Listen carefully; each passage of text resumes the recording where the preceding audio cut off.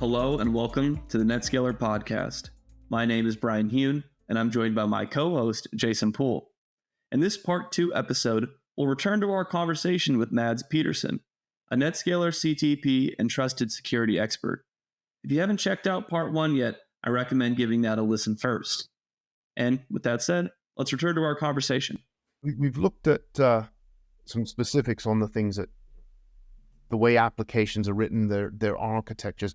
Are there any other elements that are making application security more vulnerable, in your opinion? I think the way that they're used today in a lot of, especially with APIs. Yes.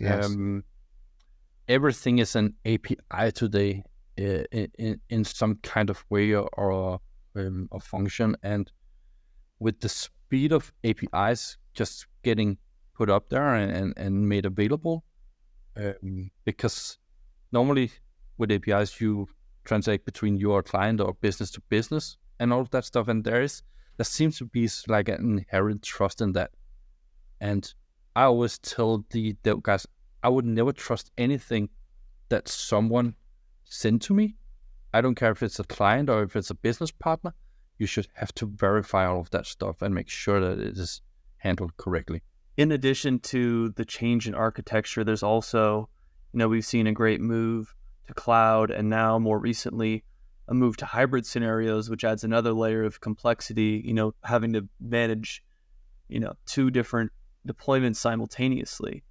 And then, a step further from this, the cyber attacks themselves seem to be getting more sophisticated. It's no longer all about speed and volume. Sometimes it can be very intelligent the way attacks are launched. How do you think these 2 things play into each other, between deployments and sophistication, or are they not necessarily, amplifying each other? Yeah, I think, when you do something with the clouds, if you want to have a cloud solution that is profitable for the vendor, so Microsoft, Azure, whoever it could be, they need to cater to the masses, which means that if you take a load balancer in Azure, it doesn't have the same functionality as, for example, a NetScaler, because keeping that whole stack of functions is not profitable for the company, because 80% is enough for the main. So I think I've seen customers starting to reach the limit of what is available to do in the cloud with those cloud native services.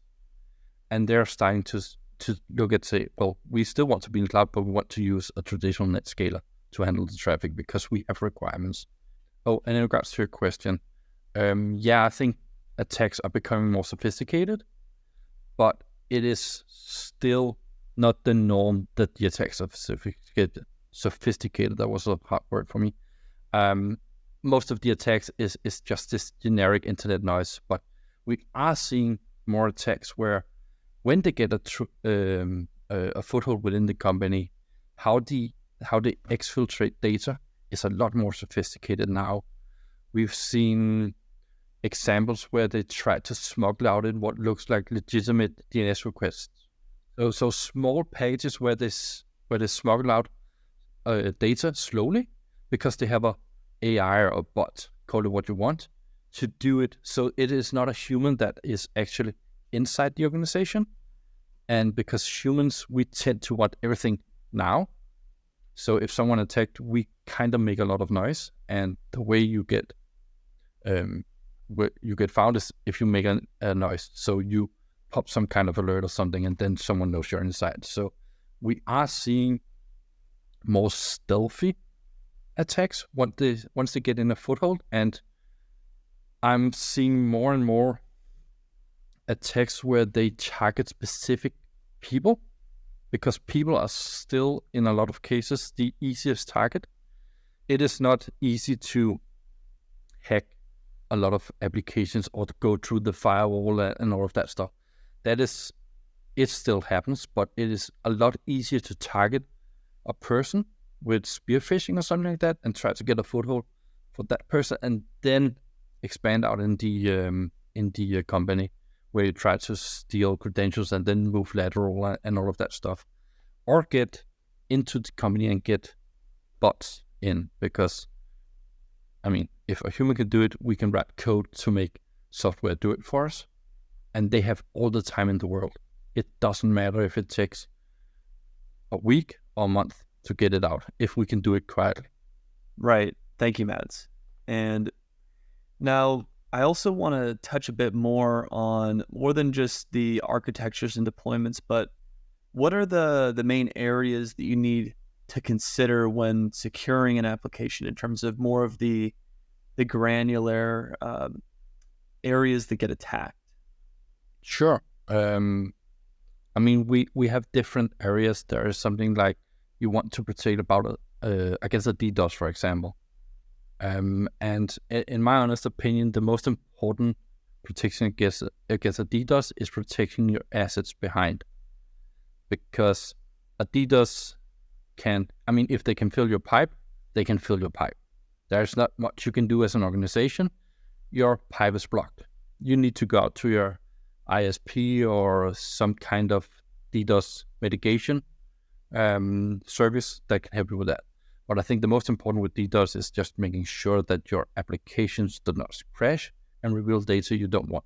How we access the application and what kind of information we get back. Because when I look at applications today, a lot of them, they have some kind of authentication and authorization.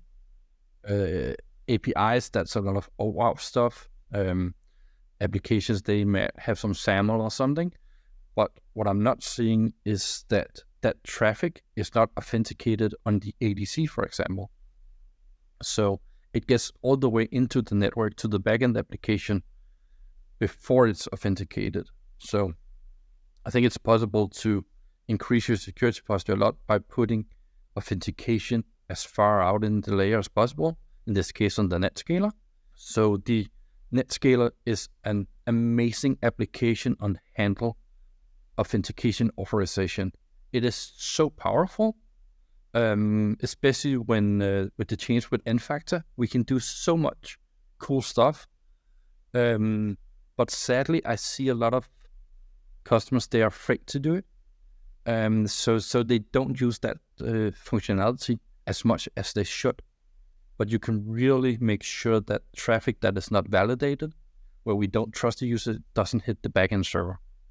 And also, when we talk about access, you should never reveal stuff to an attacker that is not needed. I don't need to know that your web server is running on IIS, so I don't need that server header. So when this is NetScaler, and when we're talking about the NetScaler, there are so many functionalities within what is the old standard NetScaler for you to secure your applications, that you don't even need to go into those security functions like app firewall, bot management, and all of that stuff. You can do so much basic stuff just with the core functionality.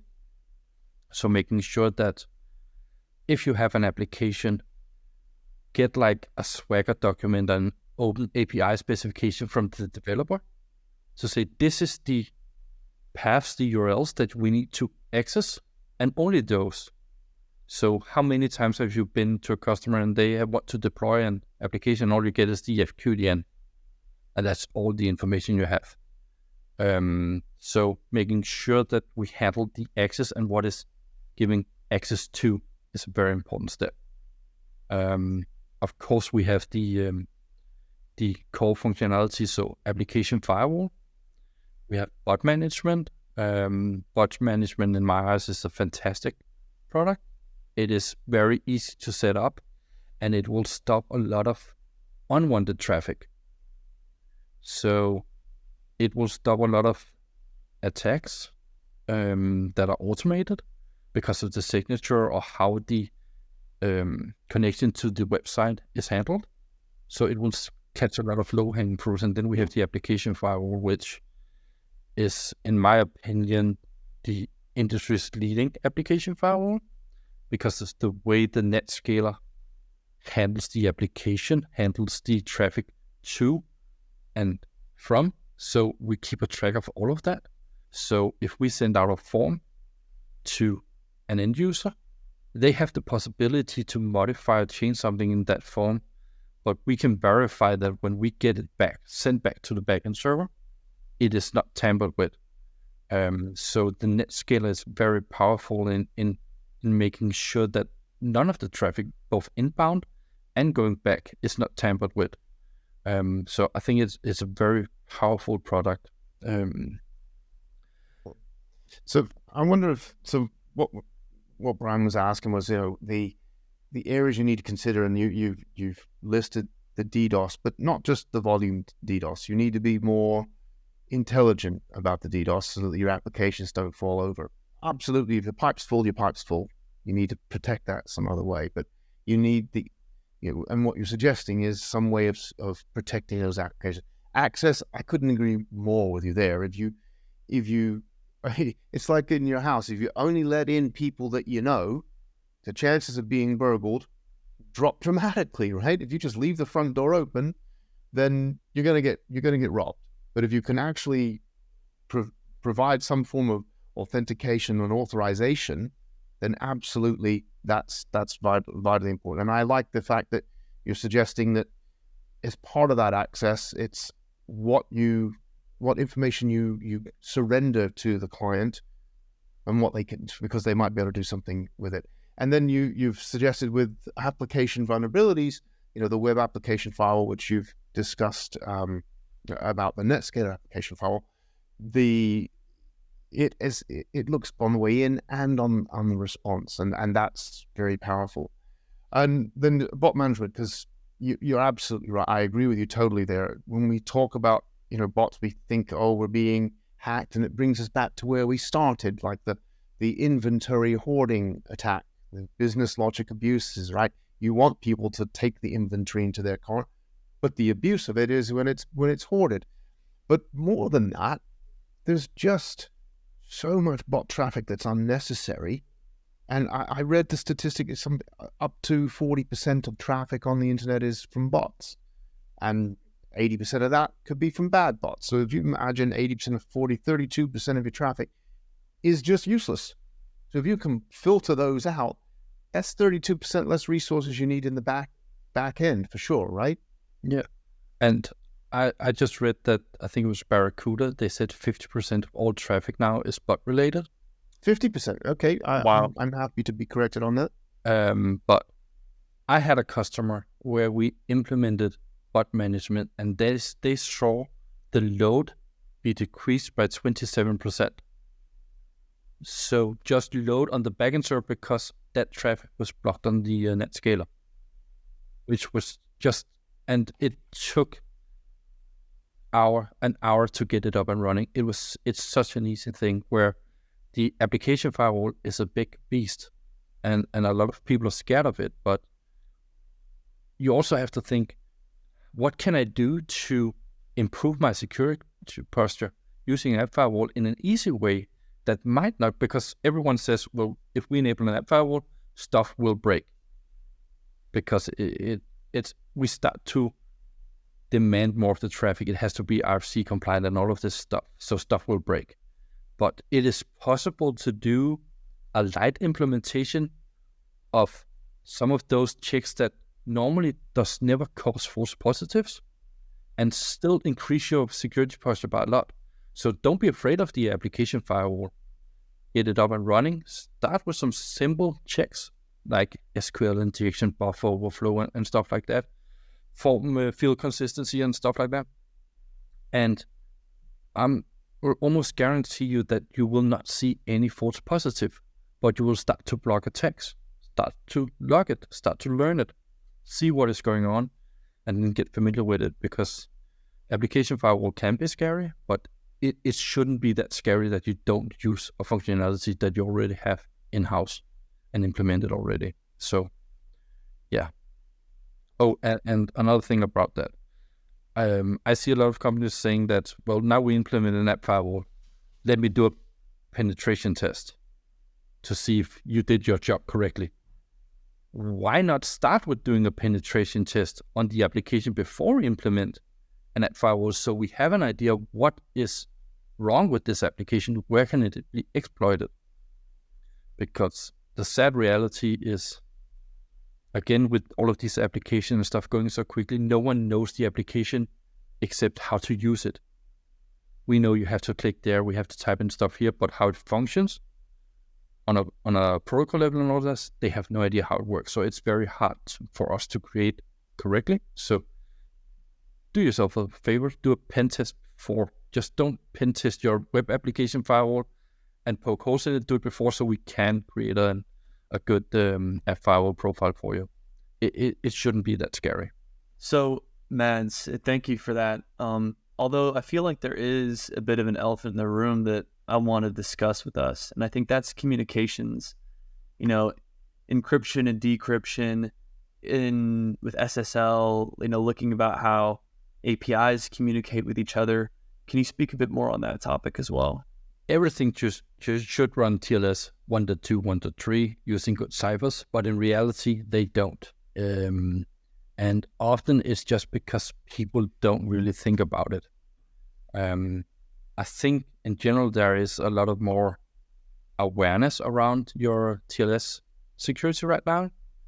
So if I'm sure we all know SSL Labs, which is like the golden standard. You want an A+ on that one. If you have an A+, that is fine. Then we're happy about our SSL security. But all it does is that it measures the TLS security between the client and the NetScaler. That might be up and running. But what about on the back end? And we see a lot of people forgetting to secure the backend traffic. They still might do SSL offload because then it's in-house and then it's secure. So I really think that it is important that you secure the transport layer the whole way, making sure that you use good ciphers, because it is possible to get a high score still, but still use something that is considered a bad cipher. Thank you, Mads. So just to summarize, you need to deal with DOS attacks, remote access, application vulnerabilities, communications, and business logic abuses. And the tools we need, you're suggesting a lot of the things that come on an ADC anyway, the AAA functionality, the WAF, the bot management, API security, just simple inspection and being a reverse proxy can help. So what are the options for customers to deploy these tools? Is it they have to put it in the cloud? They have to manually do it themselves? What should a customer look to? It of course depends on where they are in the journey. If they are pure cloud companies, well, I'm sure there is something in the cloud they can use. Most of my customers, they are hybrid, and they prefer to use solutions that they know, so that in a lot of cases is the NetScaler. And for a lot of applications, the NetScaler can function very well. I mostly do web applications, and that is where I see the NetScaler as such a strong appliance in the way it handles traffic and the way it knows and can identify traffic. It is just so important to use a product that you trust. But if you're a small organization and then you might not have the capacity to handle all of this stuff in-house, then there are a lot of external services that you can leverage. So what are the advantages or disadvantages of a service over something that's deployed in front of the applications themselves? I mean, services, they're often very quick. You can get you up and running in a very short time.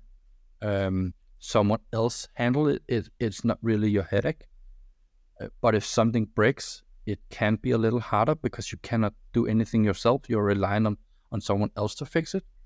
Whereas if you do it yourself, you need the knowledge in-house, or you need to hire external consultants to do it.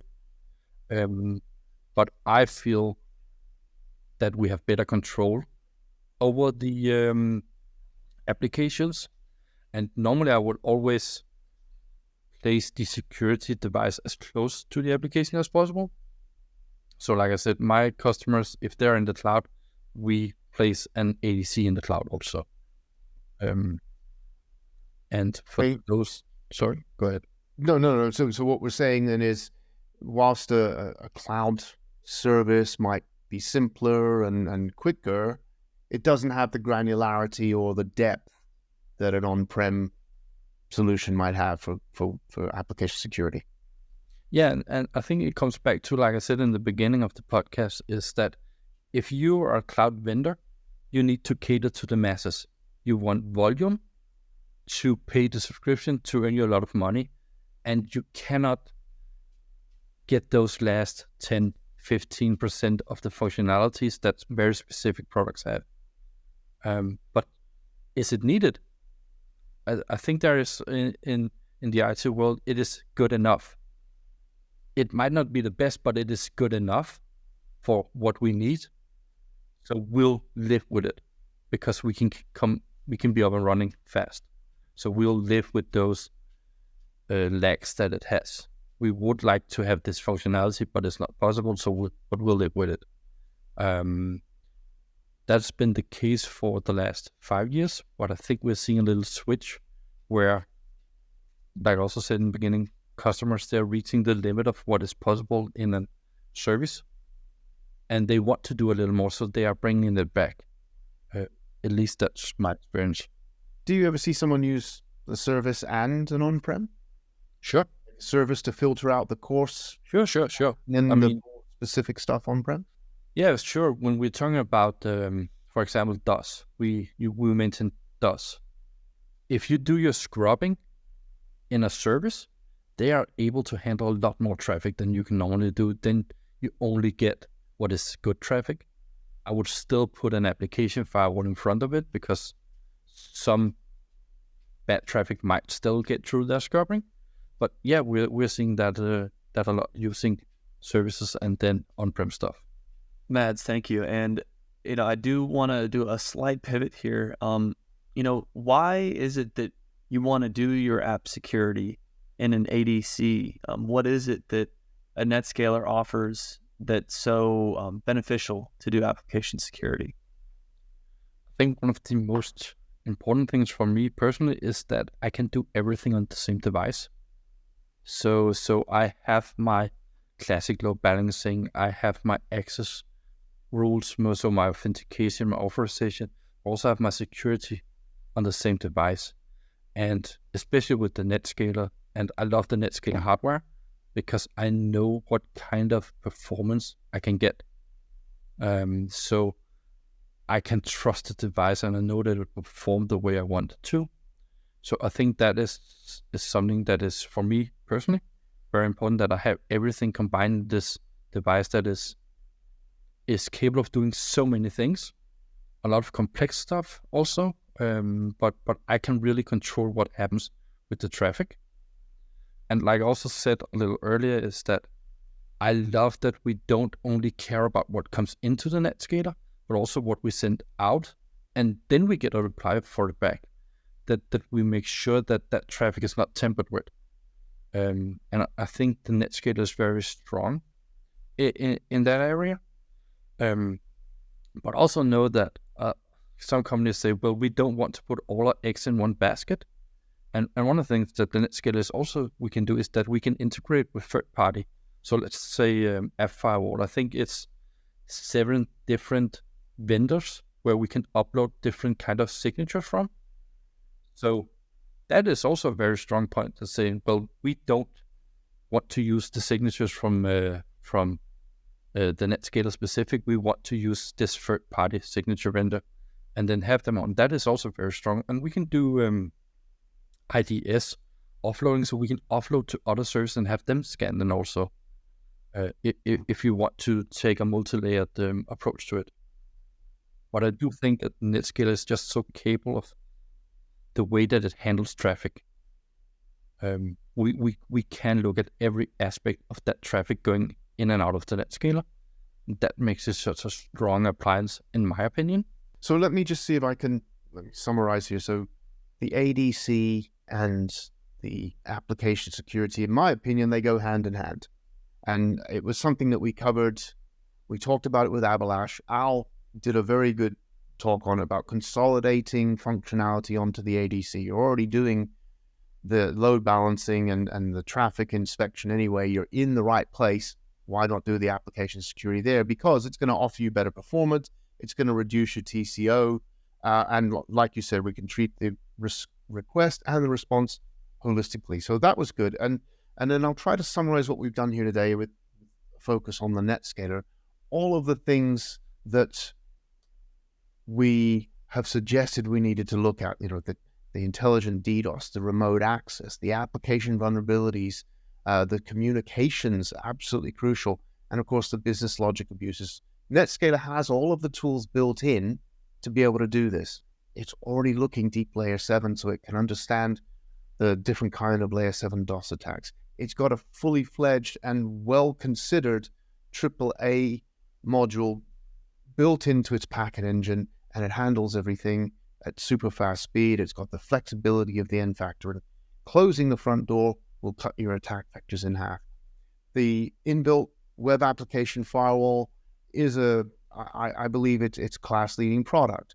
And it's got this ability to be easy to set up with its recommendation engine. So just like you said, there's like a minimum level of stuff that you can do to protect your application. That's fine. But then we can go further and scan your application before you do your pen test so that we've got a rough idea of what we actually need to protect. I think that's very powerful.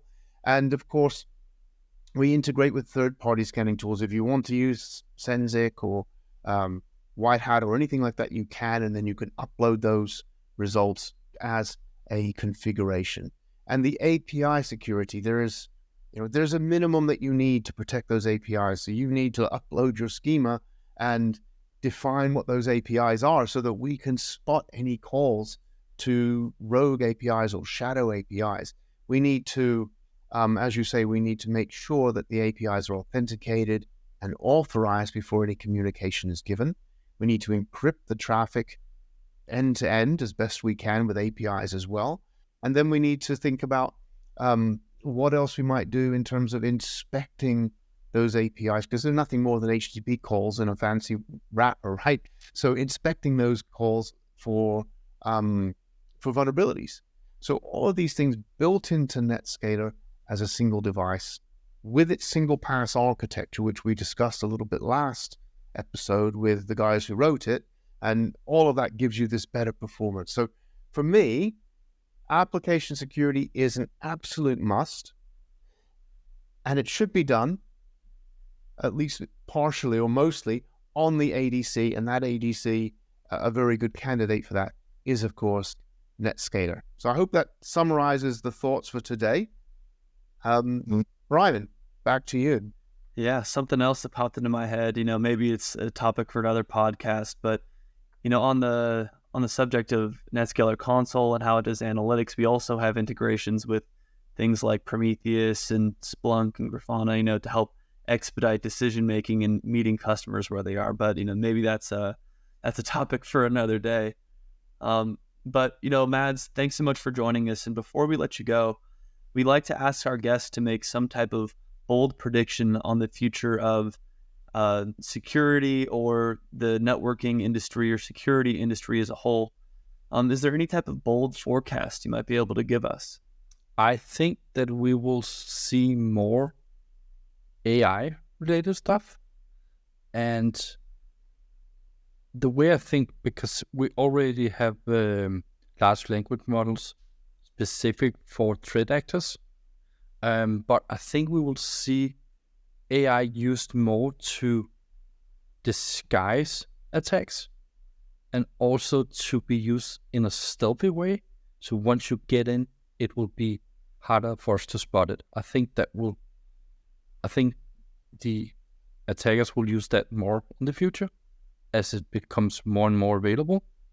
I also think that sadly we will start to see more state-sponsored attacks on infrastructure, because that is a very effective way to attack a country. And I think we're getting to where this will... We already started seeing a little in Ukraine and Russia and all of that stuff, but I think we'll see more of that coming down the road. And sadly, a lot of those infrastructures that should be off the grid. It's not really off the grid. So I think that's something we'll have to sadly see more of in the future. Yet another reason to bolster up your application security. Yep. Well, thank you so much for joining us, Mads. Jason, thanks for hosting with me again, as always. And thank you to everyone for tuning into this episode of the NetScaler podcast. You can find our podcast on Spotify, Apple Podcasts, Google Podcasts, or the NetScaler community website. You can also find us on YouTube if you'd like to watch the video version of this interview. And if you're already here, leave us a comment on what you thought and what you might like to hear next. Also, don't forget to subscribe so you never miss an episode. Thanks for listening, and we'll see you next time.